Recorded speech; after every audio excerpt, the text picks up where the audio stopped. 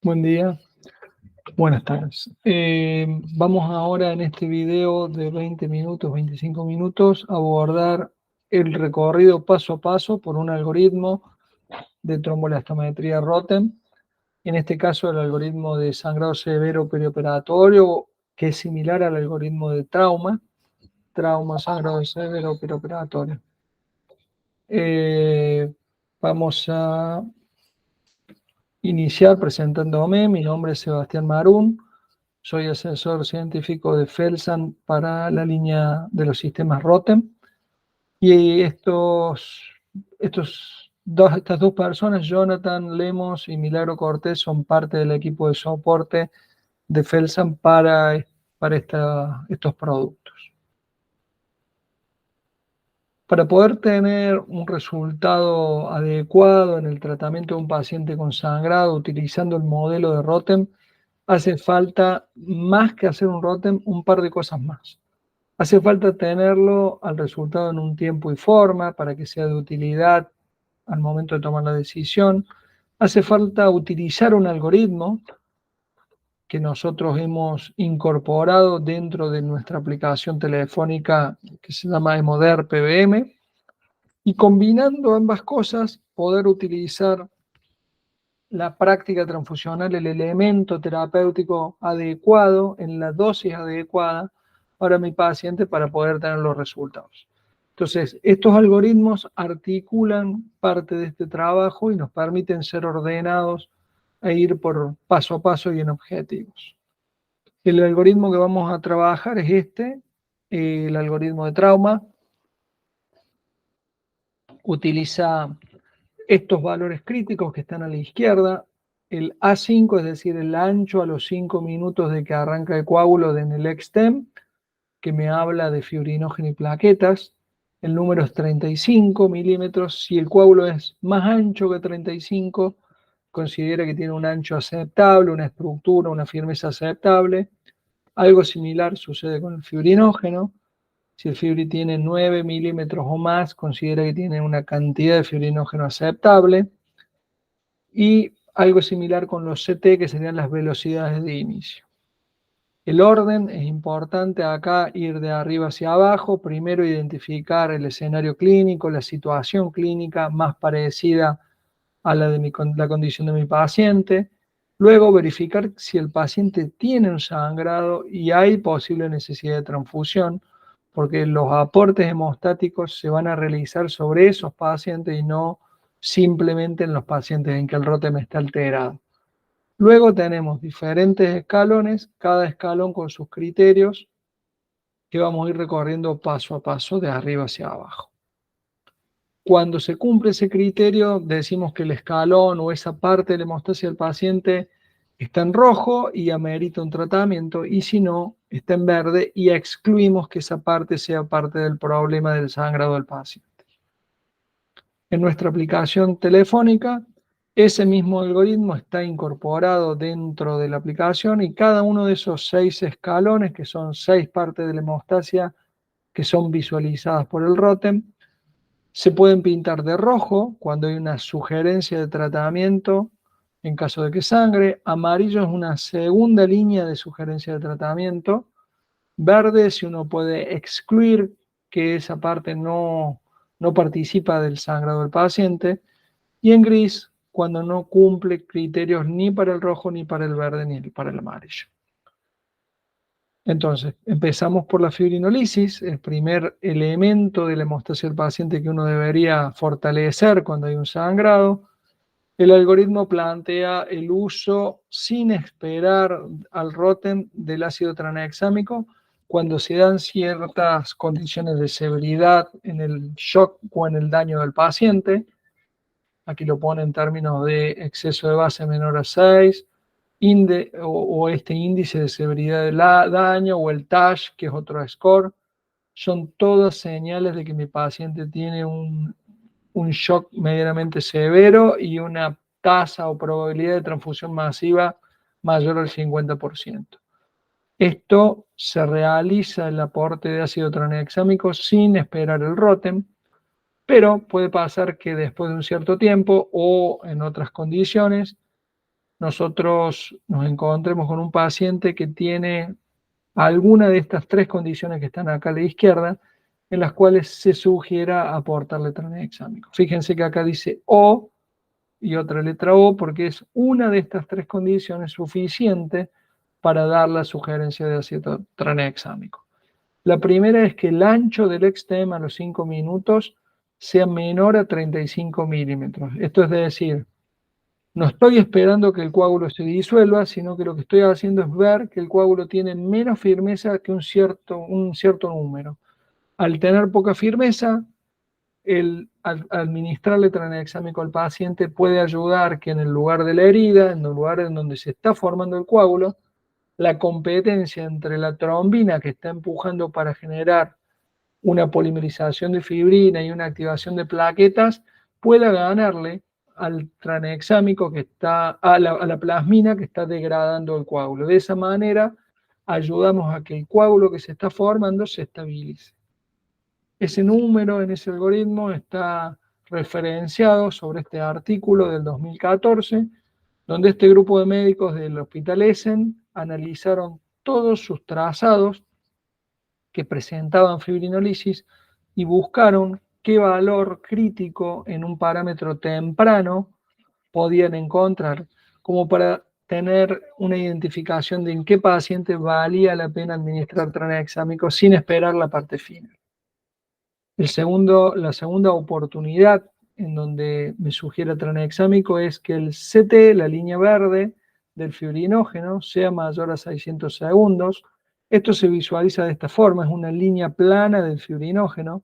Quiere decir que mi paciente tiene menos de 80 miligramos de cilitro de fibrinógeno por Claus, más o menos, es decir, muy poco fibrinógeno, no puede armar un coágulo, no crece, y entonces, además de darle fibrinógeno, que va a venir en otro escalón, va a haber que darle tranexámico para que eso no sea degradado por la plasmina. Y la última condición es que el ml, esto que habíamos dicho como porcentaje de la reducción a partir de un máximo, en el caso del escenario traumatológico, con que sea mayor a un 5%, en algún momento de los 60 minutos ya es suficiente para sugerir la administración de tranexámico. Estos grupos sugieren el tranexámico en bolo único, se reevalúa generalmente a las 6 horas u 8 horas, de acuerdo al sangrado. Si sangra mucho, hay que revisarlo antes. Con esto terminamos el escalón fibrinolisis y quería mostrarles este trabajo que ya tiene su tiempo, del 2009, donde la fibrinolisis no es algo frecuente, pero cuando aparece en el ROTEM se asocia a una alta tasa de mortalidad. Y este trabajo mostraba pacientes que llegaban a la guardia de trauma de una clínica en Zurich, donde mientras más acelerada y fulminante era la fibrinolisis, menor tasa de sobrevida presentaba el paciente. En la aplicación telefónica, cuando el escalón fibrinolisis se prende de rojo, se muestra de adentro una sugerencia terapéutica de administrar tranexámico si el paciente sangra y hay una necesidad de transfusión. Luego viene el criterio, donde están los tres criterios que vimos recién, y en este caso está rojo porque el paciente tiene un A5 de extem menor a 35, en este caso el valor es 23. El segundo escalón es el de la heparina. La heparina es un elemento muy presente dentro de un hospital, está presente en muchas condiciones terapéuticas y hay veces que son condiciones no deseadas si el paciente sangra, y es importante poderlo identificar de manera unívoca. ¿Cómo se visualiza? El algoritmo lo muestra de esta manera. Dice, punto 1, si el INTEM es mayor a 240 segundos. En este caso es 620, es mayor a 240. Este es el ensayo que es sensible a la heparina. Esta prolongación en arrancar podía ser causada por déficit de factores como el 8 y el 9, o bien por presencia de heparina. Lo que sigue es analizar cómo está el CT del EPTEM. Dijimos que el EPTEM es un reactivo que tiene heparinasa, es una enzima que corta puntualmente la heparina, la quita de la reacción, y cuando yo veo que este CT se acorta y mejora, esa mejora es atribuible a haber quitado la heparina de la reacción. Cuando esa relación del CT del INTEM sobre el CT del EPTEM es mayor al 25, a 1,25, es decir, mejora más del 25%, hay una presencia significativa de heparina y si mi paciente sangra, la sugerencia es de administrarle protamina. En la aplicación eso se visualiza de esta manera, el gráfico que hablábamos, una línea más larga en el INTEM y más corta en el EPTEM, el escalón del algoritmo en rojo.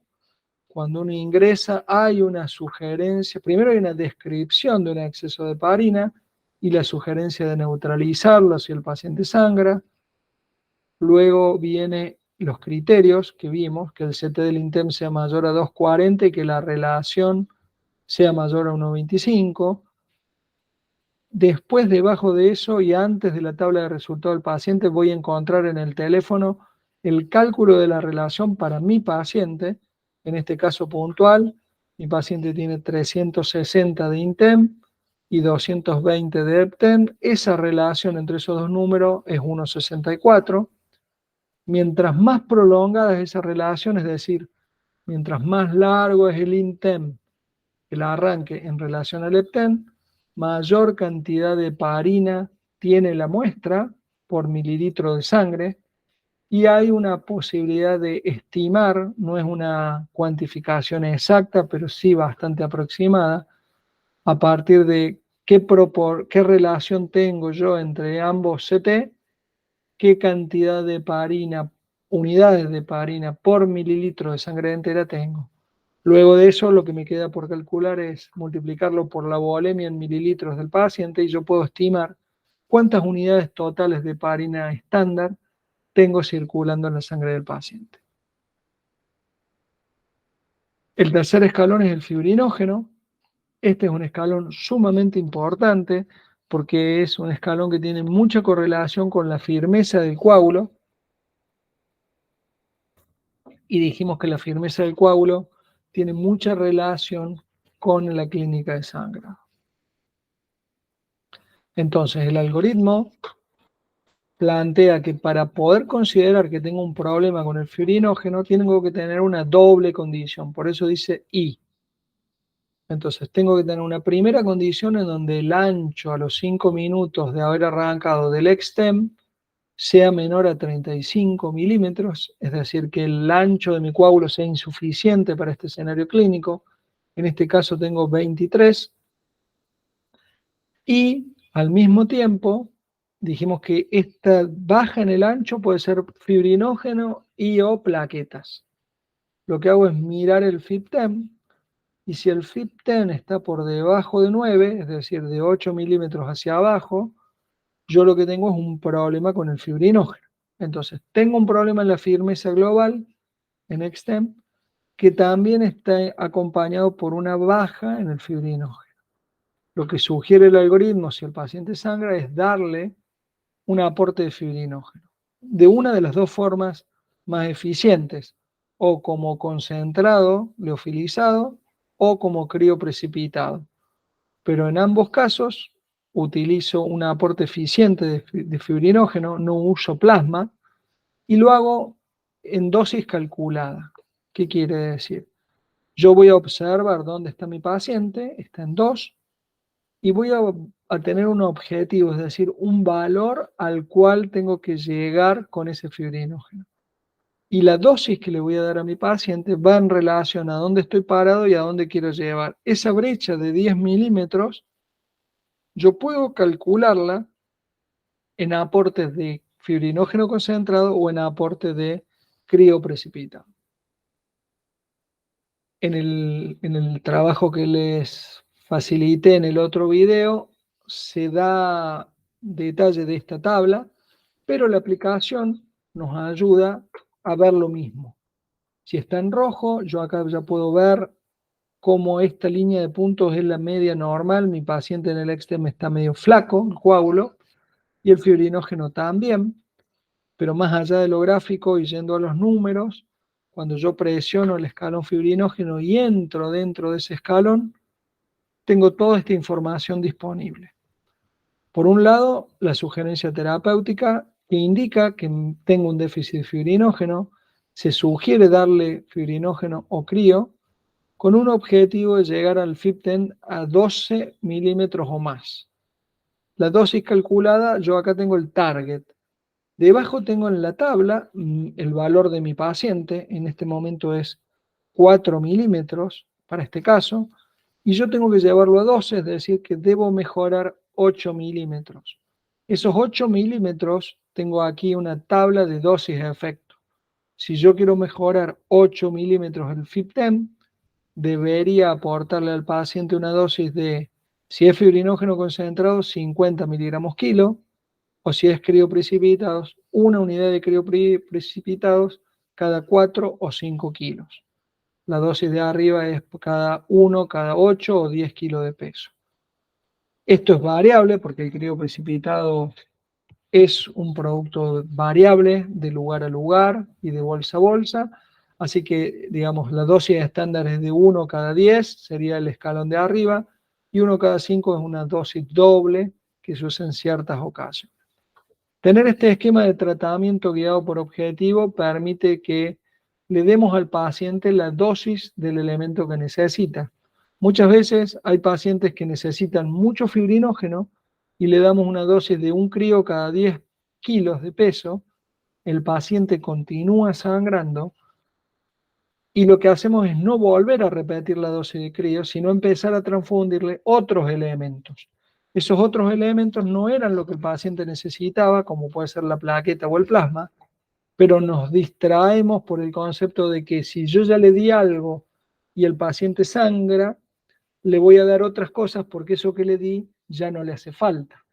En este modelo guiado por objetivos, es muy importante la dosis porque me permite calibrar de que muchas veces mi paciente puede estar necesitando una sola cosa, pero necesitándola en una dosis más alta.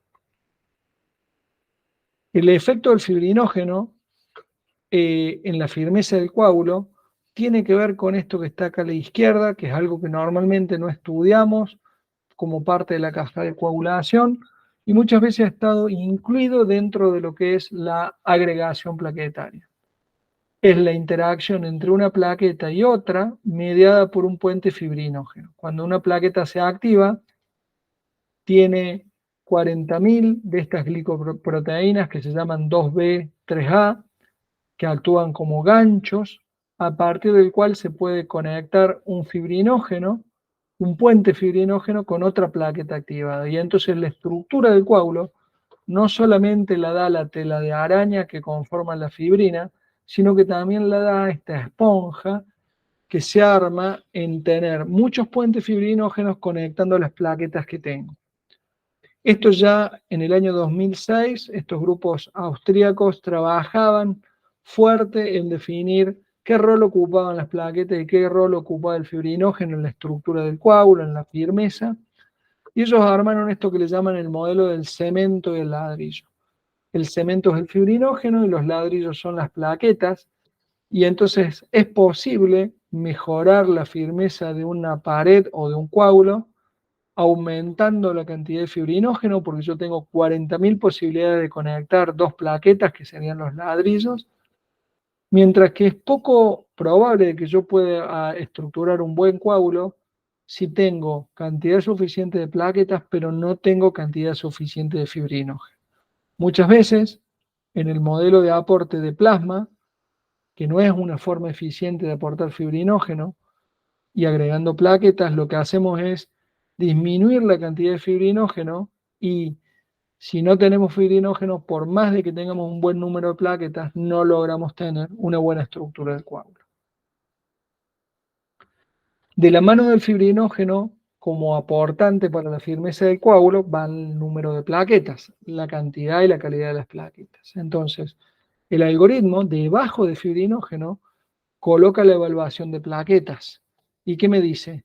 El mismo valor crítico de XTEM, que es 35, si yo estoy por debajo, quiere decir que tengo una firmeza inadecuada, para este escenario y lo que hago es ver si el problema está en el fibrinógeno. Si el fibrinógeno está ancho, está bien, está por arriba de 9 milímetros, el problema lo tengo en las plaquetas, que no están aportando lo suficiente como para anclar ese fibrinógeno que tengo.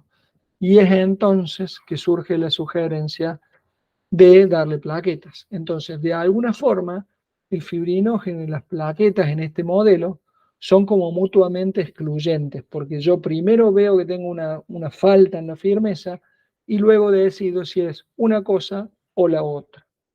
Cuando la firmeza está severamente dañada, recién ahí se considera el aporte de ambos elementos, fibrinógeno y plaquetas. Quiero mostrarles, aprovechar acá para mostrarles un escalón de color gris. Todos los escalones de color gris dicen lo mismo, que los valores fueron evaluados y no cumplen criterio estricto ni del verde, ni del rojo, ni del amarillo, y que deben ser evaluados individualmente. Debajo de eso se indica cuál sería el criterio para que este escalón tenga el color rojo. Y entonces en este caso el criterio sería que el A5 de Extem sea menor a 35 y que el FIB10, el fibrinógeno, sea mayor o igual a 9. Entonces en un gris yo voy a tener que hacer una evaluación individual y voy a tener disponible la información de cuál es el criterio para un rojo y debajo la tabla de resultados de mi paciente para ver cuán lejos o cerca estoy de ese rojo.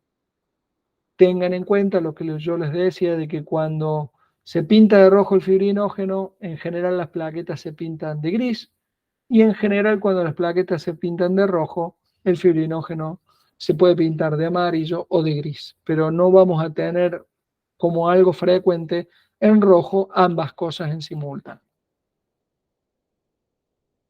Los factores de la vía extrínseca son los que se reflejarían en un tiempo de protrombina, en general son los factores vitamino K dependientes, y el algoritmo lo establece en ese orden, en el quinto orden, y dice, como criterio inicial, que el CT del Extem, esta línea verde inicial del Extem, que es el que activa con reactivo de protrombina y mira la vía extrínseca, sea mayor a 80 segundos, pero le pone una segunda condición y por eso tiene una I.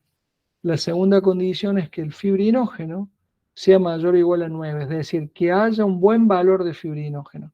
Porque si, como el fibrinógeno es el sustento de todo el entramado, si yo tengo poco fibrinógeno, puede suceder de que el coágulo demore en arrancar, que ese CT se prolongue, pero porque no tengo fibrinógeno, no porque no tengo el resto de los factores de la vía extrínseca. Entonces, solo si se dan ambas cosas en conjunto y mi paciente sangra, el algoritmo sugiere administrarle concentrado protrombínico o plasma fresco. Y uno puede controlar el efecto del tratamiento, esto es para cualquiera de las situaciones, 10 minutos después de haber tratado al paciente, sacando una nueva muestra, observar cómo en este caso el CT, vuelve a valor normal o aceptable. En la aplicación telefónica se pintaría de rojo si tenemos esa condición. Yo quería aprovechar para mostrarles un amarillo. Y el amarillo en este caso habla de que cuando hay una cierta prolongación que es mucho mayor en el Extem, en el CT ya de 120 segundos, puede suceder de que en este caso tenemos el fibrinógeno bajo y el fibri bajo puede estar afectando la velocidad de arranque en el CT, pero como está tan prolongada la velocidad de arranque, puede llegar a suceder que mi paciente tenga ambas cosas combinadas, que tenga por un lado déficit de fibrinógeno, pero que también esté acompañado de un déficit de factores de la vía extrínseca. Por último, existe la posibilidad de que mi paciente tenga un déficit de factores de la vía extrínseca, o bien en los pacientes cardiovasculares un exceso de protamina. Ambas cosas se manifiestan de manera similar y el algoritmo los manifiesta de esta forma. Que yo tenga una prolongación en el INTEM, que era el reactivo que evalúa la vía intrínseca, factor 8, factor 9, factor 11, también la heparina, pero cuando yo miro el EPTEM, esa prolongación se sostiene o se incrementa y la relación me da próxima a 1 o menor a 1. Y en esos casos, el tratamiento para un paciente que sangra es la administración de plasma fresco congelado. Bien, entonces la aplicación cuando está en verde, yo quería mostrarles un verde también, lo que dice es que el aporte de ese escalón, de esa parte de la hemostasia, es adecuado. Luego me muestra los criterios por los cuales el algoritmo dice que es adecuado y debajo la tabla de valores de mi paciente. El algoritmo en el último escalón plantea la posibilidad de que mi paciente continúe sangrando, ¿sí?